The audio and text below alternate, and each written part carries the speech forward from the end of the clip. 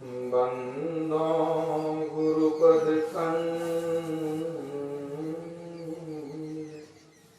कृपा सिंधु नररूप हरि महामोह तम पुंज जासु वचन रविकर निकर गुरु बिनु ज्ञान न उपजे गुरु बिनु मिले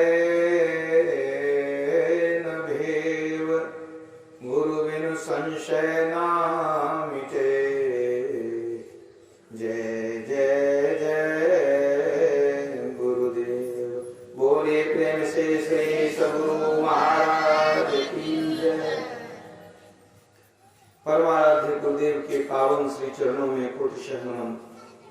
वंदनीय साधु समाज, आदरणीय प्रतिष्ठित सत्संगीगण, धर्म प्रेमी सज्जनों, माताओं, बहनों तथा प्यारे बच्चों, अभी हम लोग रामचरितमानस से पाठ सुन चुके हैं। पाठ में सबसे पहले गाकर सुनाया गया, जीवन मुक्त ब्रह्म पर चरित सुनहि तजि ध्यान, जे न हरि कथा करहि रति तिनके हिय पाषाण। तुलसीदास जी लिखते हैं कि ऐसे जो भक्त हैं, संत हैं, जो जीवन मुक्ति की दशा में पहुंच चुके हैं, जिनकी स्थिति ब्रह्म पर की स्थिति है, ऐसे महापुरुष भी ध्यान छोड़कर हरि चरित अर्थात हरि कथा सुनते हैं। जो सब कुछ प्राप्त कर चुके हैं, जीवन मुक्त हो चुके हैं, वे भी ध्यान छोड़ करके हरि कथा श्रवण करते हैं, यानी सत्संग सुनते हैं। तब अगर हम साधारण प्राणी, साधारण मनुष्य सत्संग में प्रेम न करें, इसका मतलब है कि हमारा हृदय पत्थर के समान कठोर है। तिनके ही पाषाण, जो सत्संग में प्रेम नहीं करते, उनका हृदय पत्थर के समान कठोर है। आखिर सत्संग क्यों सुनना चाहिए?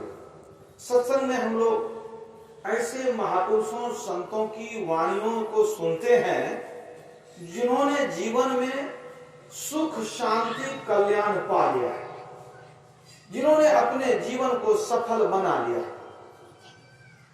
जो जीते जी मुक्ति पद में प्रतिष्ठित हो गए। ऐसे जो संत हैं, वे क्या कहते हैं, उनका ज्ञान क्या है, मनुष्य के कल्याण के लिए क्या बतलाते हैं? कहां सुनेंगे? सत्संग में आएंगे तब सुनेंगे। भगवान भी इस ज्ञान को देते हैं। अभी आप लोगों ने सुना, बड़े भाग मानस तन पाए, भगवान राम की वाणी है। भगवान राम ने अपनी प्रजा को बैठा करके उपदेश दिया कि मनुष्य के जीवन का कल्याण कैसे होगा। ऐसी क्या युक्ति है जिसके द्वारा शरीर रहते भी जीव को सुख मिल जाए और शरीर छूटने पर बाद भी सुख मिल जाए? ऐसी क्या व्यवस्था है? इसका क्या उपाय है? भगवान राम ने बताया। तो अब सत्संग में आके कभी संत की वाणी सुनते हैं, कभी भगवान की वाणी सुनते हैं। जीव के कल्याण के लिए संत भगवंत जो भी उपदेश देते हैं, उनको हम सुनते हैं। भगवान ने कह दिया, जो परलोक यहाँ सुख चाहू, इस लोक में परलोक में यदि दोनों जगह सुख चाहते हो, सुनी मम वचन हृदय दृढ़, मेरे वचन को ध्यान से सुनो, हृदय में धारण करो।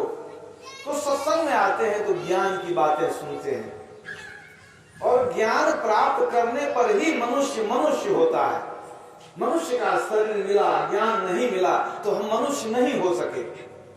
उत्तर गीता में भगवान की वाणी है, आहार निद्रा भय मैथुनं च सामान्य मेतत् पशुभिर नरानाम, ज्ञानम नरानाम अधिकं विशेषो ज्ञाने हीना पशुभि समाना। अर्थात भोजन करना, सोना, डरना, बाल बच्चे पैदा करना, ये चार बात मनुष्य और पशु में एक समान है। मनुष्य भी खाता पीता, सोता है, डरता है, बाल बच्चे पैदा करता है, पशु भी वैसा ही करता है। तो मनुष्य मनुष्य कैसे बनेगा?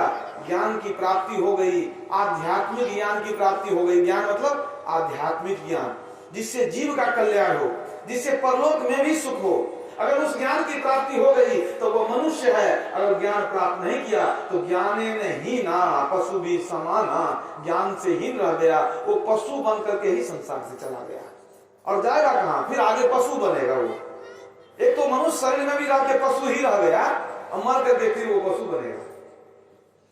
इसलिए सत्संग की बड़ी आवश्यकता है। यहाँ करके हम अपने ही कल्याण की बात सुनते हैं। ऐसा कोई बंदिश नहीं है कि यहाँ इतना टिकट लगेगा, इतना पैसा लगेगा तब हमको कुछ सुनने के लिए मिलेगा। ये सिनेमा हॉल नहीं है। यहाँ कोई कुछ सुनाते हैं आपको तो आपके कल्याण के लिए सुनाते हैं। ये अनमोल ज्ञान बिनमोल मिलता है। जीव का कल्याण कैसे होगा? संत लोग अपना कल्याण कर लिए, वो जो ज्ञान दिए वही उपदेश में आपको सुनाता। हमारे गुरुदेव महर्षि नहीं परमहंस जी महाराज, उनको संतों की वाणी से बड़ा प्रेम था। वो कहा करते थे कि मुझे संतों की वाणी मिश्री से भी मीठी मालूम पड़ती है, इसलिए मैं संत की वाणी सुनता रहता हूं, गाता रहता हूं। मैंने देखा तुम्हारे बहुत बूढ़े हो गए थे, 100 वर्ष की आयु हो गई थी। उस समय भी संतवाणी गुनगुनाया करते थे, उस समय भी संतवाणी गुनगुनाते थे। उनको कबीर साहब का एक भजन बड़ा प्यारा लगता था। गुरु महाराज जब 1986 में शरीर छोड़े, उस समय भी शरीर छोड़ने के कुछ समय पहले वो भजन गुनगुना रहे थे, कबीर साहब की वाणी गुनगुना रहे थे। कौन सी वाणी थी? सुकिरत करिले नाम सुमिर ले, को जाने कल की जगत में खबर नहीं पल की। वही अंतिम में सबको सुना करके गुरु महाराज चले गए। कबीर साहब की इस वाणी का क्या अर्थ है? सुकिरत कर ले नाम सुमर ले, कहते हैं शुभ कर्म करो और सुमिरन भी करो, नाम सुमिरन करो। को जाने कल की, कल का क्या भरोसा है? आज कर लो। जगत में खबर नहीं पल की, कल का भरोसा तो नहीं ही है। पल का भरोसा अभी जो है वर्तमान, पल का भी भरोसा नहीं है, पल का भी भरोसा नहीं है। कब सांस रुक जाए ठिकाना नहीं है। इसलिए दो काम करना है। ये गुरु महाराज ने संकेत किया कि कबीर साहब की ये वाणी है, लेकिन उन्होंने अपने भक्तों को सुना दिया, इसी से कल्याण होगा। मनुष्य भी मिला है तो क्या करना है? शुभ कर्म करना है और सुमिरन भजन करना है। शुभ कर्म, जिस कर्म से लोक और परलोक दोनों में कल्याण हो, लोक परलोक दोनों जगह सुख की प्राप्ति हो, और शुभ कर्म है। हम लोग खुद जानते हैं शुभ कर्म क्या है। जब गलत काम करते हैं तो उस समय भी मन जानता है कि गलत है, फिर भी कर लेते हैं। ऐसा नहीं है कि नहीं जानते हैं, जानते हैं, जान करके भी कर लेते हैं। पता रहता है कि ये गलत काम है तो कहते हैं शुभ कर्म करो, क्योंकि कर्म से हमारे भाग्य का भी निर्माण होता है। हम जो कर्म करते हैं तो उसका फल मिलता है, और कुछ कर्म का फल तुरंत नहीं मिल पाता है, वो जमा हो जाता है, उसी से हमारा भाग्य बनता है। आप कहते हैं कि परमात्मा ने हमारा भाग्य खराब लिख दिया है। परमात्मा तो आपसे क्या दुश्मनी है? किसी का भाग्य अच्छा लिख दिया है, उससे क्या प्रेम है कि उसका भाग्य अच्छा लिख दिया, आपका खराब लिख दिया है? परमात्मा किसी का भाग्य अपने मन से अच्छा बुरा नहीं लिखते हैं। परमात्मा वास्तव में किसी को सुख दुख नहीं देते हैं। परमात्मा सुख दुख क्या देंगे? वो तो आपके कर्म का फल ही आपको देते हैं। काहू न को सुख दुख कर दाता, निज कृत कर्म भोग सुनु भ्राता। भगवान श्री कृष्ण ने कहा कर्मण्ये वाधिकारस्ते मा फलेषु कदाचन। गीता में भगवान श्री कृष्ण का उपदेश है कि मनुष्य कर्म करने के लिए स्वतंत्र है।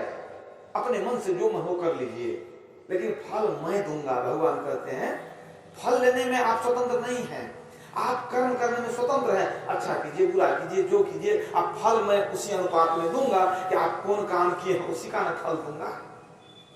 इसी बात को तुलसीदास जी ने अलग से कहा, तुलसी यह तन खेत है, मन बच कर्म किसान। पाप पुण्य दोई बीज है, बुए सो लुणे निदान। कहते हैं मनुष्य शरीर कर्मयोनि है, कर्म करने का अधिकार मनुष्य को है। अन्य योनि कर्म प्रधान नहीं है, मनुष्य कर्म प्रधान है, कर्म की ही विशेषता है। तो तुलसीदास जी कहते हैं ये मनुष्य शरीर खेत है, मन वचन कर्म ये किसान है, बीज दो तरह का है, पाप और पुण्य। जो बोएंगे वही हम काटेंगे। बुरा बुरा कर्म करेंगे, आज नहीं कल उसका फल मिलेगा। कभी कभी ऐसा होता है कि आप सब दिन शुभ कर्म ही करते हैं। मान लीजिए आप कहिएगा कि जब ज्ञान नहीं था तब तो कोई बात ही नहीं, और जब से ज्ञान हुआ, दीक्षा लिए, तब से कोई गलत काम नहीं करते, झूठ नहीं बोलते हैं, चोरी नहीं करते हैं, नशा नहीं करते हैं, हिंसा नहीं करते हैं, और जितना समय मिलता है हम ध्यान भजन भी करते हैं। फिर भी बाबा हमारे जीवन में दुख आ जाता है। क्यों आता है? जब अच्छा करते हैं तो अच्छा होना चाहिए। लोग सोचते हैं ऐसा। बात यह है कि हमारा पहले का कुछ कर्म है जो बाकी था, उससे कुछ भाग्य बन गया, तो उसको कौन भोगेगा? अगर पिछले जन्म में भी कुछ बुरा किए हैं, किसी को ठग लिए, किसी को जान मार दिए, किसी को धोखा दे दिए, तो वो जो कर्म बच गया था वो कहां जाएगा? इसीलिए वो जो बचा हुआ है उसको भी हम ही को भोगना है। तो उसको भोग लेंगे तब क्या होगा? पहले का बुरा भोग लेंगे, पाप को भोग लेंगे, दुख वो भोग लेंगे, पहले का वो प्रारब्ध का जो पोटरी है खत्म हो जाएगी पोटरी। तब क्या होगा? अभी जो नया कमाई है उसका कमाई खाएंगे, मतलब अब जो शुभ कर्म के इसका हमको शुभ फल मिलेगा। आप दुख भोगते हैं, ये इसको जान करके रखिए कि हम दुख भोगते हैं, ये दुख हमारा ये नहीं है कि अनंत राशि है, सो नहीं है। वो जितना मेरे हिस्से का है हम उतना ही भोगेंगे, उससे ज्यादा कम नहीं भोगेंगे। मतलब क्या है कि आप जो दुख भोगते हैं तो आप अपने जमा दुख पूंजी में से खत्म कर रहे हैं, भोग करके खत्म कर रहे हैं। आज न कल क्या होगा? आपका बुरा प्रारब्ध खत्म हो जाएगा, भोग करके वो समाप्त हो जाएगा, फिर आपके जीवन में अच्छे दिन आएंगे। इसको ऐसे समझाया जाए कि पहले मान लीजिए कोई व्यक्ति सब दिन मकई ही लगाया खेत में, कभी गेहूं नहीं लगाया, मकई खाता भी था, मकई बेचता भी था, मकई ही सब दिन लगाया। उसके मन में आया कि मकई बहुत खाए, अब हमको गेहूं लगा करके अपने खेत का गेहूं खाएंगे। वो गेहूं लगा दिया। गेहूं खेत में जो फसल लहलहा रही है, अभी पकी नहीं है, फसल कट के आई नहीं है, तो फसल वो लगाया गेहूं, खेत में गेहूं लगा हुआ है, फसल लहलहा रही है, अब पकने वाली है, ठीक है। घर में आइए तो उसके देखिए तो क्या खा रहा है? अभी मकई रोटी खा रहा है। क्यों? पहले का तो उसको वही नहीं। अब जब पहले वाला खत्म होगा तो नया कट के आएगा तो गेहूं भी खाएंगे, है कि नहीं? तो अब जो दीक्षा लिए हैं, कुछ करना चाह रहे हैं, कर रहे हैं, कोशिश कर रहे हैं, और उसमें भी शुरू में अभी पढ़ते हैं, कहीं कहीं गलती हो ही जाती है, कहीं धोखा दे देते हैं, कभी झूठ बोल लेते हैं, कभी कुछ चुरा लेते हैं, कभी कुछ ना कुछ बुरी आदत तुरंत नहीं छूटती है। तो पहले का बहुत वो पड़ा हुआ है, कुछ प्रारब्ध है। प्रारब्ध पहले रचा, पीछे रचा शरीर। कबीर साहब ने कहा तेरा जो शरीर बना है ना, उसके पहले तेरा भाग्य बनकर तैयार है, वो पाप पुण्य का खाता तेरा तैयार है। तो तुम अगर दुख में है, शुभ कर्म करता है, फिर भी दुख है, तो ये पहले का है, ये खत्म हो रहा है, इसको खत्म करोगे। अब जब तुम शुभ कर्म कर रहे हो तो अब तुमको शुभ कर्म रूपी जो मकई के बदला में गेहूं है, वो गेहूं तुमको खाने के लिए मिलेगा। मतलब मकई खत्म तो गेहूं शुरू हो जाएगा, वही बात है। इसलिए घबराना नहीं है। मत सोचिए कि कोई आपको दुख दे देता है, कोई किसी को दुख दे नहीं सकता। जब लक्ष्मण जी ने कह दिया काहुन को उसको दुख करता था। इस संसार में कोई खुश है, कोई रोता है। क्यों कोई रोता है? अपने कर्म से रोता है। यह कर्म जगत की खेती है, कर्मों का फल यहाँ मिलता है। अपने ही कर्मों के फल से कोई हंसता है, कोई रोता है। तो भाग्य हमारा पहले से बना हुआ है। और किसी का अच्छा भाग्य है, वो गलत काम भी कर रहा है, फिर भी उसको धन है, प्रतिष्ठा है, जय जयकार है, पहले का अच्छा किया हुआ है उसका। अभी बुरा कर रहा है तो भविष्य जीवन पूर्ण अंधकार है। अभी उसको जय जयकार है लेकिन भविष्य जीवन अंधकार है। याद रखिए, क्यों? अभी वर्तमान में शुभ कर्म नहीं कर रहा है, इसलिए घबराना नहीं है। शुभ कर्म करते चलिए, उसका फल निश्चित रूप से आएगा। गुरु नानक देव जी महाराज ने कहा, जो मैं किया सो मैं पाइया, दोष न दीजिए अवरु जना। जो मैं किया हूं उसी को पा रहा हूं, दूसरे को क्या दोष देना। दूसरा माध्यम बनता है, जैसे कि सांप काट दिया, कोई मर गया तो सांप का दोष है, नहीं काटा तो नहीं मरता। अरे मरना था उसको तो सांप काटा, वो उसका विधि का विधान था, इस विधि से वो मरेगा, मरना था इसलिए मरा है। ऐसा नहीं है। नहीं तो लोग झूठ मूठ सबको दोष देते हैं। कोई माँ बाप को दोष देते हैं, कोई सरकार को दोष देते हैं, कोई भगवान को दोष देते हैं, कोई गुरु महाराज को दोष देते हैं कि सब दुख हमरे लिख दो गुरु महाराज। लेकिन गुरु महाराज को गुरु महाराज तो सुख देने के लिए आते हैं, संत लोग तो सुख बांटने के लिए आते हैं। हम ही लोग में कमी है कि हम लोग दुख ले लिए हैं। गुरु महाराज जो ज्ञान दिए उसको ठीक से नहीं अपनाए हैं, उसमें कमी हमारे अंदर है। कबीर साहब ने कहा, गुरु ने सब कुछ दीन देत कछु ना रहियो। उन्होंने सब कुछ दिया, बाकी नहीं रखा कुछ। गुरु ने सब कुछ दीन देत कछु ना रहियो, हम ही अभागिन नारी सुख तजी दुख लहियो।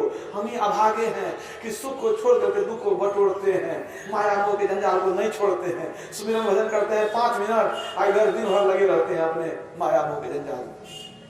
तो जो करेंगे वही पाएंगे। भगवान कृष्ण ने कहा, तू जो करेगा वही हम तुमको देंगे। तो जो करते हैं वही पाते हैं, कर्म से ही भाग्य बनता है।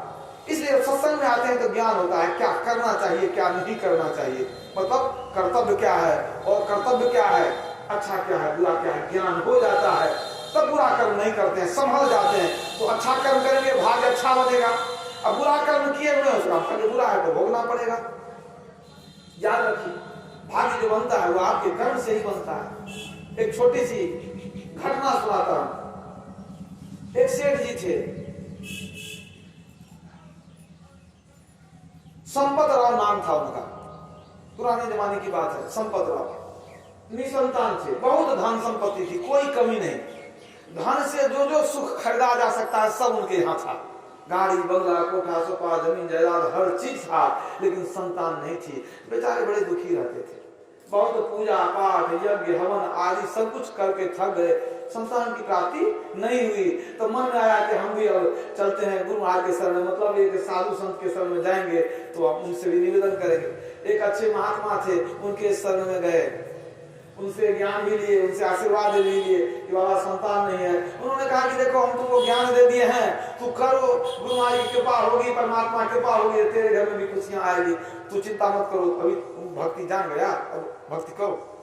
गुरु महाराज की ऐसी परमात्मा की कृपा हुई कि अब कुछ दिन के बाद सेठानी जो है गर्भवती हुई। घर बहुत खुशी का माहौल हो गया कि इतने दिनों से इंतजार करते थे, संतान नहीं, और संतान होने का समय आ गया। समय पा करके बहुत सुंदर बच्ची ने जन्म लिया। वो बच्ची बहुत सुंदर भी थी, संस्कारी भी थी, हर तरह से अच्छी थी, बहुत अच्छी तरह से लालन पालन करने लग गया। एक ही बेटी हुई तो उसी को समझिए, बेटा भी वही बेटी भी वही, उसी तरह से पालन पोषण किया, बहुत अच्छी तरह से पालन पोषण किया। बच्ची जब बड़ी हुई तब देख सुन करके एक दूसरे जगह दूसरे शहर में एक बड़े सेठ के बेटे से शादी कर दी गई। लड़की ससुराल गई, बहुत सुखपूर्वक रहने लग गई। लेकिन इसका जो पति था उतना काम में मन नहीं लगाता था। सेठ जी थे ही, उनके पिता सब कारोबार देखते थे, और बेटा जो था काम में उतना मन लगाता नहीं था। शौकीन था, इधर उधर खर्चा करता था, काम में मन लगाता नहीं था। होते होते समय आया ऐसा कि सेठ जी गुजर गए, मतलब संपत राव के समधी जो लड़के के पिता थे वो गुजर गए। अब तो बेटे पर आ गया सब भार कारोबार का, लेकिन इसको तो कभी सच्ची में मन लगा नहीं। अब इसको धीरे धीरे, अब अभिभावक जब पिता चले गए तो क्या हुआ, अब ये निरंकुश हो गया, नया उम्र का लड़का अपने मनमानी करने लग गया।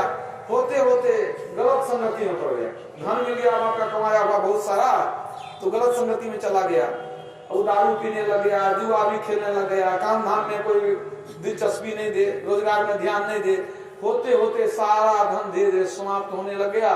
कुछ वर्षों के बाद ऐसा हो गया कि सब समाप्त। जब जुआ खेलेगा शराब पिएगा तो कितना दिन धन रहेगा, सब समाप्त। बेचारा गरीब हो गया, गरीब हो गया, किसी तरह से दाल रोटी चलती थी।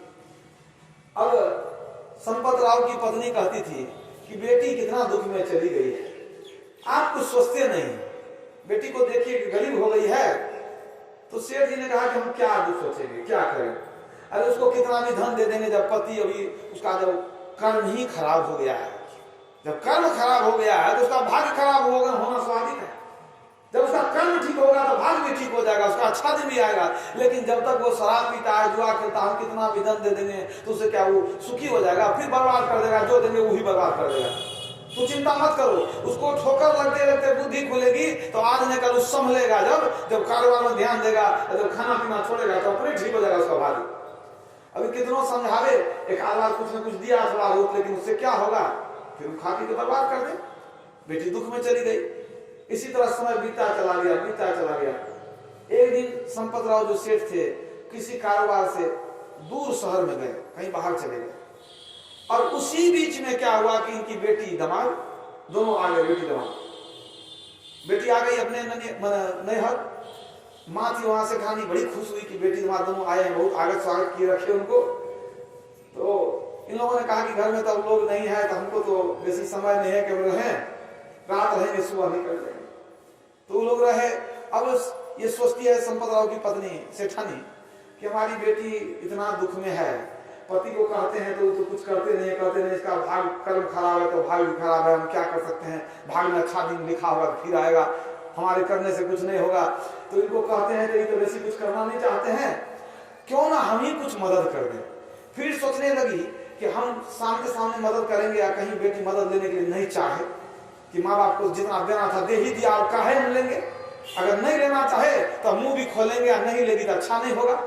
बहुत बुद्धि लगाएगी, क्या करें कि हम उपकार भी कर दें, लोग मना भी नहीं करे, हमारा पति भी नहीं जाने, कुछ कर देते हैं। बहुत सोची, मन ने अपना युक्ति बना ली कि क्या करना है। सोची कि भोर में बेटी जाएगी ना तो उसको हम कम से कम 5 किलो लड्डू बना करके देंगे। लड्डू बनाने के लिए बैठी और विचार क्या की इसमें कि लड्डू बनाते जाती थी, या सब लड्डू के भीतर में एक एक सोना का सर्फी भरते जाती थी कि दे देंगे तो वहां तो यहाँ तो कोई मना करेगा नहीं, बुझेगा ही नहीं कोई। और जब वहां लड्डू जब भेज देंगे, जब वहां लेकर के जाएगा दामाद बेटी, जब वहां लड्डू खाने के लिए तोड़ेगा तो उसमें से तो सोना निकल जाएगा। तो जब हम इतना जो लड्डू बना रहे हैं 5 किलो के हिसाब से बना रहे हैं तो उसमें ढेर सोना हो जाएगा, काम हो जाएगा। रात भर बैठ करके बढ़िया से लड्डू बनाई, बढ़िया से इसको पैक करके दे दी। और सुबह जब जाने लगे, बेटी दामाद जब जाने लगे तो संदेश में दे दिया। वो लोग उधर गए, सेठानी अपना घर में इंतजार करेगा, पति उधर से दूसरे दिन लौटेंगे। अब ये लोग जब गए तो लड्डू तो 5 किलो होना था, लेकिन बीच में जो सोना घुसाया होता था भारी हो गया। अब बेटी दामाद दोनों जाने लगे, रास्ते में चलते चलते दामाद कहता है इतना भारी उठाने की आदत तो है नहीं, क्या दे दिया है, इतना कहीं लड्डू होता है, इतना लड्डू देना बेकार हो गया। अब फिर बेटी कहती है कि माँ इतना शौक से बना के दी है तो तुमको तो लेके जाना पड़ेगा।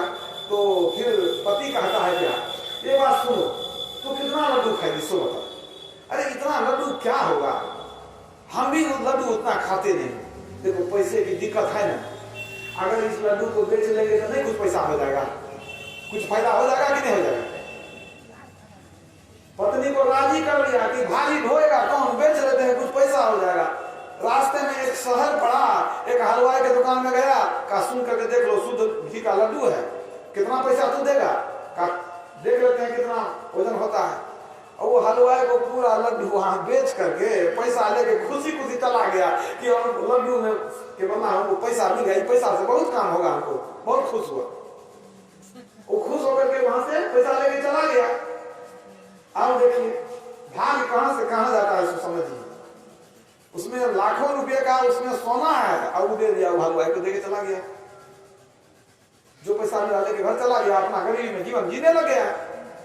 इधर सेठ जी जब उधर से लौट रहे थे, आते आते मन आया कि रास्ता में मन आया कि घर जा रहे हैं, इतना मिनट निकले थे तो कुछ ले करके जाना चाहिए, कुछ ले लेंगे, खरीद लेंगे।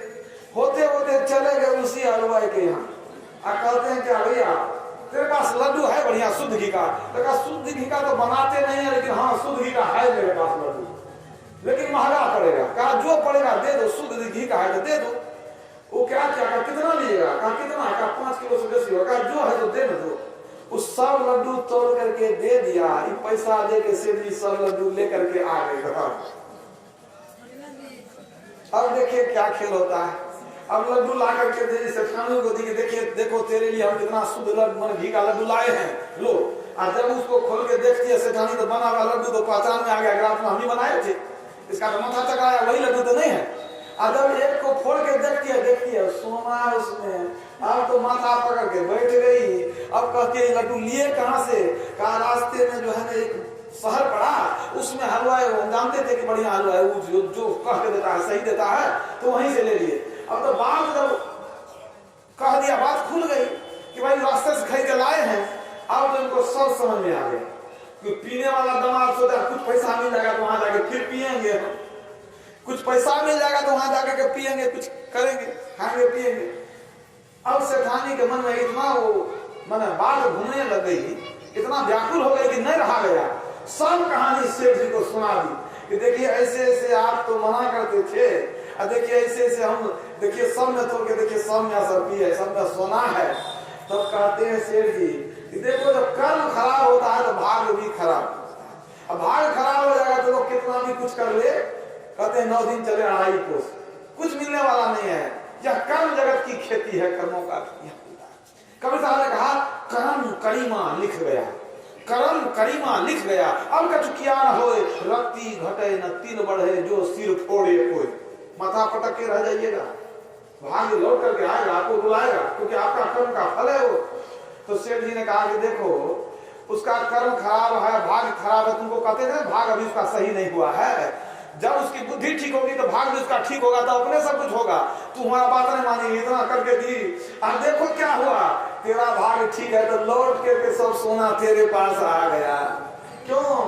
तेरा कर्म ठीक है, तू भक्ति भजन करती है, तुम गुरु महाराज से महात्मा जी के शरण में गई ना, तब से ना उन्नति हुआ, बेटी भी हुई, घर में सब कुछ ठीक हो गया।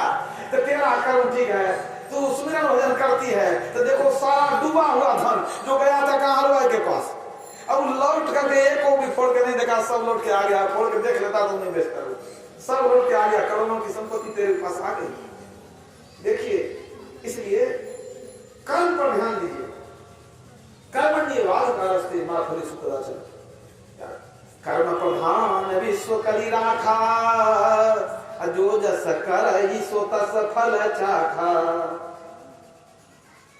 इसलिए कबीर साहब कहते हैं सुकिरत कर ले, शुभ कर्म करो, जितना पाप करोगे चाहे छिपा करके क्यों ना करो, वो लौट करके तेरे पास आएगा। छिपा करके भी करेंगे तो किससे छिपाएंगे? जिससे छिपाते हैं वो तो अंदर में बैठा है। राम झरोखा बैठ कर सबका मुजरा ले, जिसकी जैसी चाकरी तिसको तैसी दे। तो देखने वाला देख रहा। कुछ बार संसेवी प्रभु जी महाराज के प्रवचन में एक बार आया कि परमात्मा के दरबार में एक उनका मुंशी है, उसका नाम है चित्रगुप्त। वह सबके अंदर में बैठ करके गुप्त रूप से चित्र लेता है, इसलिए नाम है चित्रगुप्त। गुप्त रूप से सबका कर्म का चित्र लेता है। और जब जीव का शरीर छूटता है तब वहां वो सारे कर्मों का लेखा जोखा सामने में देता है कि जीव कौन कर्म किया। तो संत कहते हैं कि अपने कर्म की निगरानी करो। कर्म कैसे होता है? विचार मन में आता है तब कर्म होता है। पहले मन में विचार आएगा तब कर्म करेंगे। कोई चोरी करने जाता है, मन में उठाता तो किए। इसलिए कहते हैं मन में बुरा ख्याल नहीं आने दो, बुरा विचार नहीं आने दो। ये कैसे होगा? जब हम अच्छी संगति में रहेंगे। अच्छी संगति, अच्छी पुस्तक पढ़ें, टीवी भी देखना तो अच्छी चीज देखें, संगति में जाना, अच्छे लोग के बीच बैठे, तो इससे क्या होगा? विचार, मन अच्छा रहेगा, मन का विचार अच्छा रहेगा। मन का विचार अच्छा रहेगा तो बुरा कर्म नहीं होगा। अब बुरे की संगति में जाएंगे, मन का विचार करना होगा तो हम भी बुरा कर्म करने लगेंगे। संगत से गुण होता है, संगत से गुण जाए। इसलिए शुभ कर्म करेंगे तो आगे हमारे जीवन में धीरे धीरे दुख कम होते जाएगा, सुख जरूर आएगा। शुभ कर्म करना चाहिए, सुकिरत कर ले। इसके बाद नाम सुमिर ले, कहते हैं सुमिरन करना चाहिए। सुमिरन का अर्थ क्या होता है? सुमिरन संस्कृत में एक शब्द है स्मरण। स्मरण शब्द से ही अपभ्रंश हुआ है सुमिरन, जिसका मतलब है याद करना। किसको याद करेंगे? प्रभु को याद करेंगे। कुछ समय निकालना पड़ता है याद करने के लिए। यहाँ तो कहते हैं कि भाई इतना काम है, कहाँ हमको छुट्टी मिलता है कि हम याद करेंगे प्रभु को।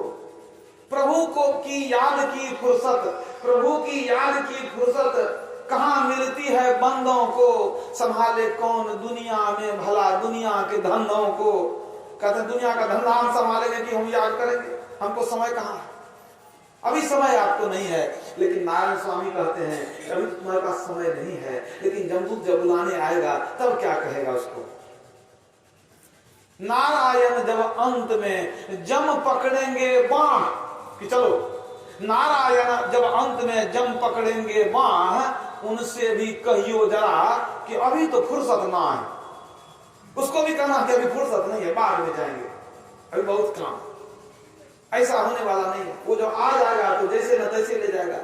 जमदूत आके ले जाएगा, तुझे नरक बीच डुबाएगा, ब्रह्मानंद फिर पछताएगा। तुझे याद हो कि न याद हो, वो मौत का दिन आएगा। तुझे याद हो कि न याद हो, याद रहे नहीं रहे, वो तो आएगा ही। हम भूल गए हैं मौत को, मौत हमको नहीं भूला है। तो सुमिरन कर लिया, सब सुमिरन का आपको बता दिया, आपको याद करना। लेकिन कभी साहब कहते हैं सुमिरन से क्या लाभ है? सुमिरन से सुख होता है, सुमिरन से दुख जाए। कह कबीर सुमिरन किए साईं माही समाए। सुमिरन से सुख मिलेगा, दुख समाप्त हो जाएंगे और साईं माही समाए, परमात्मा हमें जाकर के मिल जाएंगे सुमिरन करने से। तो अगर सुमिरन का अर्थ है याद करना, तो याद कैसे करते हैं? मान लीजिए राम राम शिव शिव करते हैं, ये भी एक तरह से याद करना है। क्या इतना ही है सुमिरन, क्या और कुछ विशेष अर्थ है? कभी साहब को किसी ने पूछा कि सुमिरन क्या क्या करेंगे जो सुमिरन होगा? वो कहते हैं जप तप संयम साधना सब सुमिरन के माही। कबीर जाने भक्त जन सुमिरन सम कछु नाही। सुमिरन बहुत ऊंची चीज है, लेकिन जप तप संयम साधना जो कुछ है सब सुमिरन ही है। मतलब जिस काम से प्रभु में हमारी सूरत लग जाए, हमारा मन लीन हो जाए, वो सब सुमिरन ही। तुलसीदास जी ने कहा सुमिरन कर ले मन राम नाम, दिन नीके बीते जाते हैं। अच्छे दिन बीत रहे हैं, बुरे दिन आ रहे हैं, शरीर खराब हो जाएगा, पुराना हो जाएगा, मौत आएगी, बुरा दिन हुआ। सुमिरन कर ले मन राम नाम, दिन नीके बीते जाते हैं। क्योंकि मनुष्य शरीर मिला है, तो मनुष्य शरीर सुमिरन करने के लिए ही मिला है। बड़े भाग नर दे ही पाई, तापर भी नहीं करत कमाई। जब मांगेगा लेखा साईं, फिर पीछे पछताते हैं, दिन नीके बीते जाते हैं। सुमिरन कर ले मन राम नाम, दिन नीके बीते जाते हैं। सुमिरन की कमाई करो। कहते बड़े भाग से मनुष्य शरीर मिला है, जिस परमात्मा ने तुमको दिया है, वो जो हिसाब मांगेगा, जब मांगेगा लेखा साईं, कि तू तो कहा था भजन करके आपके पास आएंगे, तब ना तुमको मनुष्य शरीर दिए। तो तूने भजन किया ना, मेरे पास आया तो करता क्या था? जब खाना पीना सोना यही करना था तो तू मनुष्य शरीर क्यों मांगा? तो पशु शरीर नहीं ठीक था। खाना पीना और सो जाना यह काम है पशु समाना, फिर मनुष्य देह क्यों धारी? हरि भजन करो सुखकारी। फिर कहते हैं भाई बंधु कुटुंब परिवार। तुलसीदास जी कहते हैं भाई बंधु कुटुंब परिवार, तुम किसके और कौन तुम्हारा? सब देखन ही के नाते हैं, सब देखन ही के नाते हैं, दिन नीके बीते जाते हैं। जब से लगी ये विषय बतासा, विषय की हवा लग गई। विषय मतलब देखते हैं ना, 5 विषय को भोगते हैं इंद्रियों के द्वारा। आंख से रूप देखते हैं, ये भी एक विषय है। कान से शब्द सुनते हैं, ये भी विषय है। कोई कान से सुनने के पीछे पागल, कोई देखने के पीछे पागल, कोई चखने के पीछे पागल है। ये विषय भोग। अरे खाएंगे जरूर, लेकिन गलत चीज नहीं खाएंगे। सुनेंगे जरूर, गलत चीज नहीं सुनेंगे। छुएंगे जरूर, गलत चीज नहीं छुएंगे। ये हुआ संयम। अगर इंद्रियों को खुला छोड़ दिए तो इंद्रियां भर करके पाप करने लगेगी। ये विषय। तो तुलसीदास जी कहते हैं जब से लगी ये विषय बतासा, विषय की हवा लगी। जब से लगी ये विषय बतासा, मूर्ख बांधी झूठी आशा। झूठी आशा है 10 मंजिला मकान बना लेंगे, 10 बीघा जमीन हो जाएगा। जब से लगी ये विषय बतासा, मूर्ख बांधी झूठी आशा। समझावत जग तुलसीदासा, गए समझ नहीं आते हैं, दिन नीके बीते जाते हैं। सुमिरन कर ले मन राम नाम, दिन नीके बीते जाते हैं। तो वही कबीर साहब कहते हैं कि सुमिरन करो, जब तब संयम साधना सब सुमिरन के मान। सब सुमिरन ही सुमिरन है, लेकिन सबसे ऊंचा सुमिरन क्या है? सबसे ऊंचा सुमिरन क्या है? सुमिरन सूरत लगाए के। कबीर साहब फिर कहते हैं सुमिरन सूरत लगाए के, मुखते कछु न बोल। राम राम शिव शिव नहीं बोलना। सुमिरन सूरत लगाए के, मुखते कछु न बोल। अब बाहर का पट देकर अंतर का पट खोल। अंदर में जो पट है अंधकार का, उसको खोलो। ये सबसे ऊंचा सुमिरन है। मुंह से बोलना नहीं, आंख कान मुख बंद कराओ, अनहद झीला शब्द सुनाओ, और दोनों तिल एक तार मिलाओ, तब देखो गुलजारा। मुख से नहीं बोलना है, सूरत के द्वारा सुमिरन करना है, और अंदर के पट को खोल लेना है। ये सबसे ऊंचा सुमिरन है। सुमिरन सूरत लगाए। सूरत को लगा के स्मरण करो। सूरत को कहां लगाएंगे? तो हमारे और स्पष्ट कर दिए। वो कहते हैं सुषमन सूरत लगाई के सुमरो, सुषमना में लगाओ, सुषमन सूरत लगाई के सुमरो, मुखते रहो चुपाई, बाहर के पट बंद करो हो, अंतर पट खोलो भाई। जैसे कबीर साहब कहते हैं अंदर का पट खोलो, गुरु महाराज भी कहते हैं अंदर का पट खोलो। ये पट क्या है? घट तम प्रकाश व शब्द पट त्रय जीव पर है छा रहे। जीव के ऊपर में अंधकार प्रकाश शब्द का 3 पट है, पर्दा। घटतम प्रकाश व शब्द पट त्रय जीव पर है छा रहे, कर दृष्टि और ध्वनि योग साधन ये हटाना चाहिए। दृष्टि योग करेंगे प्रकाश मिलेगा, शब्द योग करेंगे सार शब्द मिलेगा। कभी दृष्टि और ध्वनि योग साधन, ध्वनि में सूरत को जोड़ना, तो क्या होगा? ये हटाना चाहिए। किसको हटाएंगे? अंधकार प्रकाश शब्द रूपी 3 पर्दा को हटाएंगे। कैसे? दृष्टियों के द्वारा, शब्दियों के द्वारा। प्रकाश को पाएंगे, शब्द को पाएंगे, इसी के द्वारा ये पर्दा हट जाएगा। हट गया तब क्या होगा? अंधकार प्रकाश शब्द हट गया तब क्या होगा? इनके हटे माया हटेगी, प्रभु से होगी एकता, प्रभु प्रकट हो जाएंगे, फिर द्वैतता नहीं कुछ रहेगी, असमानंद चाहिए। प्रभु से मिल करके अभिन्न हो जाएंगे, मिल करके एक मेक हो जाएंगे। कैसे? जैसे नदी का जल समुद्र में गिरने के बाद वो समुद्र हो जाता है, नदी नहीं कहलाता है। गंगा जी का पानी कलकत्ते में जाकर के वो गिर जाता है समुद्र में, उसको फिर गंगा नहीं कहते, वो समुद्र हो गया। सरिता जल जल निधि महा जाई, हो ही अचल जनु जीव हरि पाई। जैसे नदी का जल समुद्र में मिलकर के अस्थिर अचल हो जाता है, उसी तरह यह परेशान जीव परमात्मा से मिलकर के, पीठ से मिलकर के अचल स्थिर हो जाता है, फिर नहीं आवना नहीं। इसके लिए क्या करना? पहले हम आचरण को पवित्र करें, गलत काम नहीं करें, बुरे बुरे कर्म को छोड़ देंगे, विचार चोरी नशा हिंसा झूठ करना चाहिए, पंचपाप को छोड़ देंगे और दीक्षा लेकर के थोड़ा थोड़ा सुमिरन भजन जप ध्यान करते रहेंगे। बूंद बूंद गिरने से क्या होता है? घड़ा भर जाता है। थोड़ा थोड़ा करते हैं हमारा घड़ा भर रहा है, आज नहीं कल जरूर भरेगा। एक छोटी सी और कथा सुना करके मैं अपने वाणी में विराम दूंगा। एक राजा थे, बूढ़े हो चले, 3 बेटे थे उनके। मन में आया कि किसी एक को उत्तराधिकारी घोषित कर देंगे ताकि मेरे बाद वही राजकाज चलाएगा। वो निर्णय नहीं कर पा रहे थे कि किस बेटा को राजा बना, कुछ समझ में नहीं आ रहा था। तीनों बेटे की उन्होंने परीक्षा लेने की चाहिए।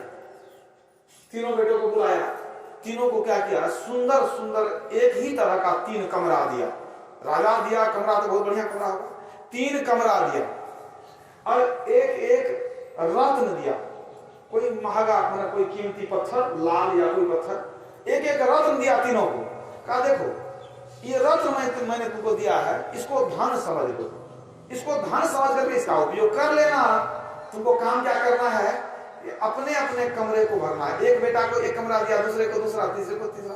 तुमको अपना अपना एक कमरा को भर देना है। कहा कौन चीज से भरेंगे? कहा तुम जानो भर देना है, बस यही समझो। तुम्हारा काम है कमरा को भर देना, बाकी हम अपना देखेंगे क्या करना है। लेकिन समय ज्यादा नहीं है, एक दिन में तुमको कल शाम तक में ये काम कर लेना है। राजा चले गए, कमरा मिल गया। इन लोग सोचने लगे क्या करें क्या नहीं करें।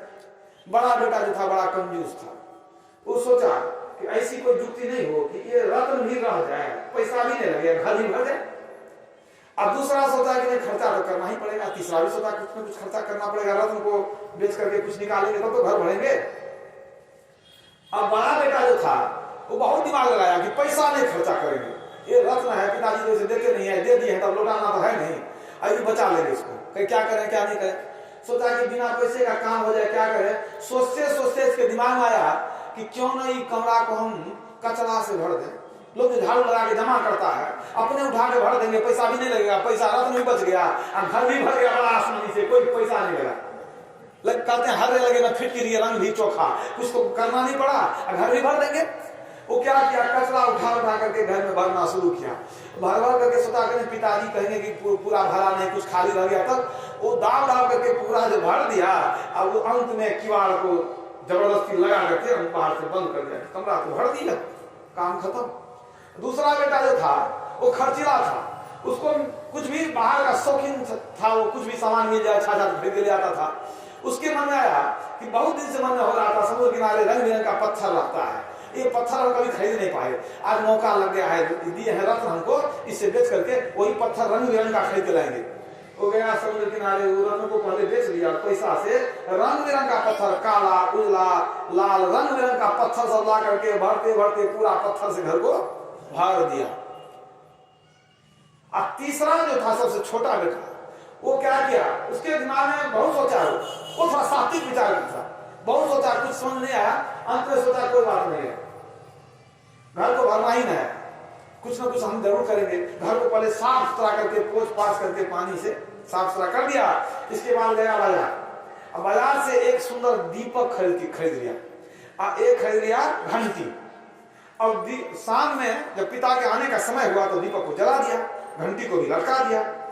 ऐसी व्यवस्था कर दिया कि वहां तो बड़ा बढ़िया लगने लगा देखने में। अब पिताजी आए तो सोचे सबसे पहले बड़े बेटे के पास जाते हैं, जो क्या किया है, कह दिया था कि हम अपने से देखेंगे क्या किया है तुम।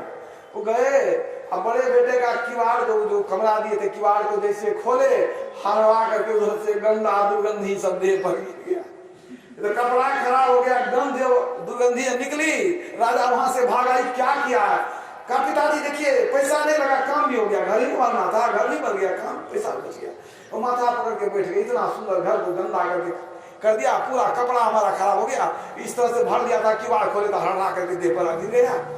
अब दुर्गंधी ऐसी जहाँ खड़ा रहा मुश्किल है, कहा तेरे बुद्धि पर कचरा पड़ गया, यही तुम उठा के लाया, गंदगी जमा किया है तुम। वहां से दुखी होकर चले गए, गया हमको स्नान करना पड़ेगा। राजा फिर नहा करके आए, और दूसरे बेटे के, मझले बेटे के जब कमरे में गए, उसको जब खोले तो देखते हैं रंग बिरंग का पत्थर से सजा दिया, कमरा को भर दिया पत्थर से। कहीं रत्न बेच कर यही पत्थर खड़ जा तुम, अरे और कुछ नहीं मिला तुमको। काफी दाई देखिए कितना सुंदर लगता है, हम जब सजा रहे थे तो लोग कहते थे कि कितना सुंदर लगता है, आप ही को खराब लगता है, कितना सुंदर सुंदर पत्थर, ऐसा पत्थर लोग देखा नहीं होगा। कहा ठीक है, तू जो कर लिया कर लिया। अब चलते हैं तीसरे बेटे के, और जब वहां गए अपने से जैसे किवाड़ खोले तो घंटी को ऐसे टांग दिया था कि जैसे किवाड़ खुली कि घंटी टंग से बजने लगी, तो मधुर आवाज निकली। और जब खोलते हैं देखते हैं क्या कि दीपक के प्रकाश से पूरा कमरा भरा हुआ, कमरा भरा है किस चीज से, प्रकाश से। ये तो देख के गदगद हो गए, कहा बेटा यहाँ आकर के हमको एकदम मंदिर का एहसास होता है, पवित्र कर दिया तू कुछ करके, दिया भी जल रहा है और यहाँ स्वर लहरी भी गूंज रही है घंटी की, हमारा मन गदगद हो गया। अरे ये शब्द, ये प्रकाश, ये तो परमात्मा का प्रतीक है, परमात्मा का बहना और माया हाथ है, मैं तुमसे प्रसन्न हो गया, यहाँ आकर के प्रसन्न हो गया। मैं घोषित करता हूँ कि मेरा उत्तराधिकारी बनने के लायक तू ही है और कोई नहीं है। अब देखिए ये कथा है, कथा से प्रेरणा मिलती है। बड़े बेटे, तीनों बेटे को घर भी मिला था और रत्न भी मिला था। पहले बेटे ने क्या किया, कोठरी को गंदा कर दिया, रत्न को बेच करके वो क्या किया, कूड़ा कचरा खरीद लिया, उठा के ले आया, रत्न बचा लिया, कूड़ा कचरा भर दिया। उसी तरह संसार में जैसे तीन बेटा था तो तीन तरह के लोग होते हैं संसार में।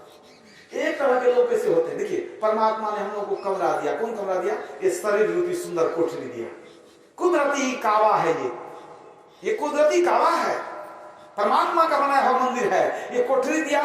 अब विवेक रूपी रत्न भी दिया, विवेक क्या अच्छा बुरा है आप सोच सकते हैं, विचार सकते हैं, विवेक रूपी रत्न भी दिया, लेकिन इतना सुंदर कोठरी को पा करके, विवेक रूपी रत्न को पा करके कितने लोग क्या करते हैं, पाप की कमाई कर करके इस कोठरी को गंदा कर देते हैं, बुरे बुरे कर्म करते हैं, जुआ शराब और भी अनेक तरह के पाप करते हैं, बुरे बुरे कर्म करके, बुरे कर्म को करके इस कोठरी को गंदा कर देते हैं, दुर्गंधी से भर देते हैं।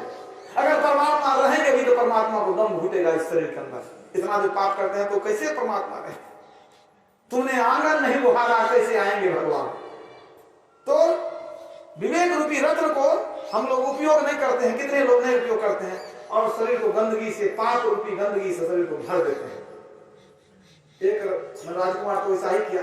अब दूसरे कुछ लोग होते हैं कि वो इस कोठरी को क्या करते हैं, शरीर मनुष्य शरीर मिला, विवेक रूपी रत्न नहीं मिला, लेकिन क्या करते हैं, वो पत्थर बटोरने में लगे रहते हैं, मतलब संसार का धन, सोना चांदी, ये वो रुपया पैसा, इसी को बटोरने में लगे रहते हैं। यही पत्थर ही है, पत्थर को जमा करते हैं। विवेक रूपी रत्न मिला लेकिन पत्थर को जमा करने में जीवन को बर्बाद कर दिए। और कोई कोई ऐसे होते हैं छोटे राजकुमार की तरह जो दीक्षा लेकर के और दिया जलाते हैं और अंदर के शब्द में सूरत को जोड़ते हैं। अपने घट दिया ना वारू रे, नाम के तेरे सूरत कह भाती, ब्रह्म अगिन उद्गारू रे, जगमग ज्योति निहारू मंदिर में, तन मन धन सब वारू रे। कबीर साहब की वाणी है। तो कोई कोई ऐसे विरले व्यक्ति होते हैं जो गुरु के शरण में जाकर के दीक्षा लेते हैं, जप और ध्यान करते हैं, अंदर में ज्योति जगाते हैं, परमात्मा के शब्द को सुनते हैं। तो देखिए फल क्या होता है। जो राजकुमार घर को मंदिर बना दिया, दिया भी जलाया, वो घंटी भी लटकाया, तो ज्योति और नाद का प्रतीक वहां पर महसूस हुआ राजा को। तो राजा ने क्या किया? राजा ने उसको राजा बना दिया, राजा ने उसको राजा बना दिया। उसी तरह अगर हम लोग भी ज्योति और नाम का अवलंब लेंगे तो परमात्मा रूपी जो राजा है वो हमको राजा बना देगा, मतलब परमात्मा हो जाएंगे हम। जानत तुम्हें तुम्हें हो जाई, ब्रह्मवेत्ता ब्रह्म एव भवति। वेद कहता है कि ब्रह्म को जानने वाला स्वयं ब्रह्म बन जाता है। तो यदि हम ज्योति और नाद का सहारा लेंगे तो हमको ये नाद कहां तक पहुंचाएगा? परमात्मा के पास पहुंचाएगा। तब क्या होगा? हम प्रभु प्रभु हम एक ही होई, द्वंद्व अद्वैत रहे नहीं कोई। मैं ही ऐसी आरती की जय, भव महाजन्म बहुरी नहीं ली जय। जैसे छोटा राजकुमार राजा को प्रसन्न कर लिया तो राजा बन गया। हम लोग परमपिता को प्रसन्न कर लेंगे, हम लोग परमपिता में जाकर के मिल जाएंगे। जो गया साहब को खोजने वो आपे गया है जी, समुद्र में बूंद पड़ा उसी में गया समय है जी। तो जीव ब्रह्म में मिल करके एक नेक हो जाएगा और आवागमन का चक्र सदा के लिए छूट जाएगा। इसलिए हम लोग को चाहिए, ये मनुष्य मिला है तो हम लोग शुभ कर्म करें और सुमिरन सुकिरत कर ले, नाम सुमर ले। सुमिरन में क्या करेंगे? जप करेंगे, ध्यान करेंगे, इसी में हमारा कल्याण है। बोलिए प्रेम से श्री सद्गुरु। आप सबों को ज्ञात है हमारे अग्रज श्री संतोष कुमार